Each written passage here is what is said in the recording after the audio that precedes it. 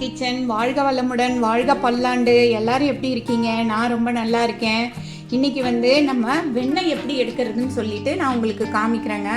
நம்ம கண்டிப்பாக பால் வாங்குவோம் இல்லைங்களா?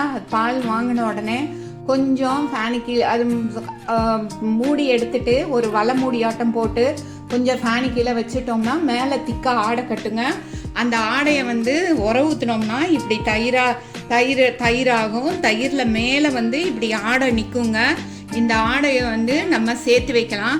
இது நான் 15 டேஸாக சேர்த்து வச்ச ஆடை. ஃபுல்லாக பாருங்கள், வெறும் பாலாடையாக தயிரில் உள்ள மேலே உள்ள ஆடையாக இருக்குங்க.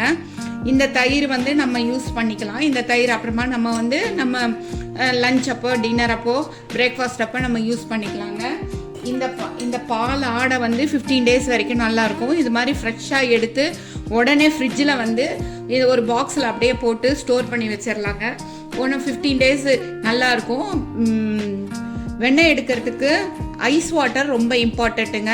நீங்கள் வெண்ணெய் எடுக்கிற அன்றைக்கி பிஃபோரே ஒரு 2 hours பிஃபோர் ஐஸ் வாட்டர் வச்சுருங்க. இந்த அளவு பாலாடை இருந்தால் 1 லிட்டர் ஐஸ் வாட்டர் வேணுங்க. வாங்க நான் எப்படி வெண்ணெய் எடுக்கிறதுன்னு இப்போ காமிக்கிறேன். ஒரு மிக்ஸி ஜார் எடுத்துருக்கோங்க. அதில் இந்த பாலாடையை நம்ம சேர்த்து வச்சுருக்கிற பாலாடையில் 1/3 இதில் போட்டிருக்கோங்க. இந்த 1/3 அளவு இதில் போட்டிருக்கோம். போட்டுட்டு அது கூட நல்லா கொஞ்சம் தண்ணியை ஊற்றிடலாங்க. ஒரு பாதி மிக்ஸி வர்ற அளவுக்கு தண்ணியை ஊற்றிடலாம். இப்போ இந்த மிக்ஸி ஜாரை மிக்ஸி போடுறப்ப ஒரு 70 to 80 நம்பர்ஸ் கவுண்ட் பண்ணலாங்க. எவ்வளோ அழகாக வெண்ணெய் திரண்டு வந்திருக்குன்னு பாருங்கள். இதை நான் உங்களுக்கு இப்போ எடுத்து காமிக்கிறேங்க. பார்த்தீங்களா? நம்ம மிக்சியில் நல்லா அடிக்கணுங்க. ஒரு 70 to 80 கவுண்ட் ஒரு 2 தடவை அடித்தோம்னா இது மாதிரி வெண்ணெய் வந்துடுங்க. பாருங்கள், பாலாக எப்படி அழகாக வருதுன்னு பாருங்கள். நம்ம கையிலையும் ஒட்டலை பாருங்கள். அப்போ வெண்ணெய் பக்குவம் கரெக்டாக இருக்குதுன்னு அர்த்தம். இது மாதிரி கையிலையும் ஒட்டாமல் அந்த மோர்லேயும் ஒட்டாமல் வரணுங்க. அதுதான். இப்போ மிக்ஸி மூடியில் கூட கொஞ்சம் கூட ஒட்டி இருக்காதுங்க.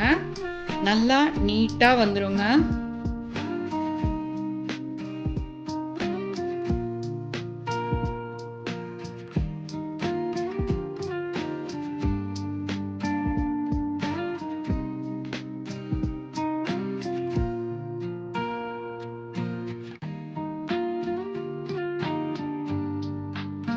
Thanks for watching our video. வாழ்க வளமுடன், வாழ்க பல்லாண்டு. நெக்ஸ்ட் வீடியோவில் பார்க்குறேங்க.